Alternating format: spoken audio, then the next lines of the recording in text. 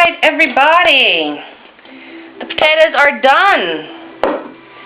We are going to add to these potatoes a good bit of dill. I am a dill freak. I can eat dill pickles that nobody else would dare to eat. I got proof of that. Ask my neighbors. After that, we're going to add some cream cheese to it. I'm not afraid to add as much cream cheese as it takes to taste good. Then I'm going to add some butter to it. Like that. I'm not saying this is supposed to be the most diet dish. It certainly is not. But it is going to be one of the best. Take it back over here to the mixer. Take this down using a dough hook. I'm debating on whether or not to use a paddle, but we'll see how this works. We're going to put that on low for a while and just let it mix. Let it run. And every so often we'll be checking on it. I'll be over here with my $1 million spatula to make sure nothing goes to waste. I learned that in culinary school.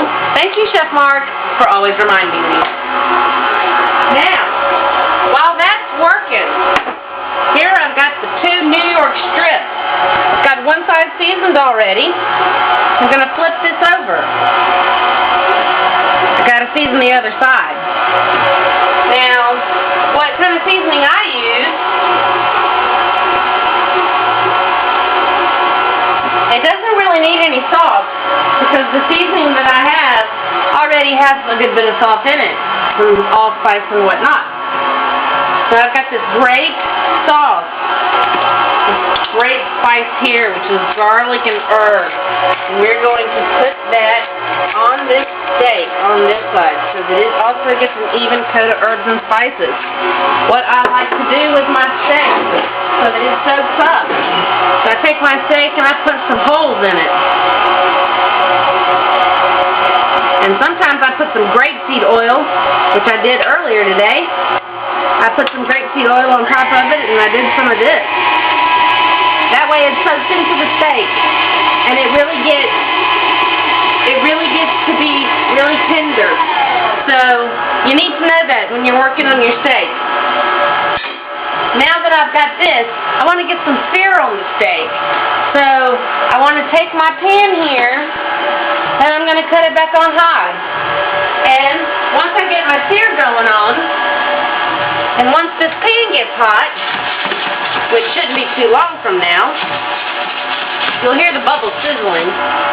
Let's check our potatoes while we're at it. Things are looking good.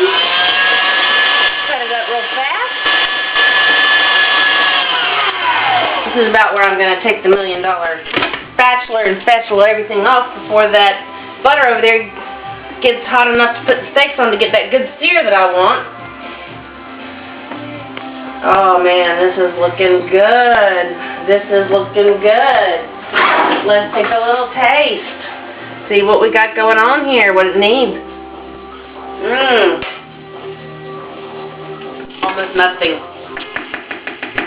In fact, nothing. That pretty much is incredible. But it is not ready to be done yet. So, I think this is about ready right here. We're going to take a steak.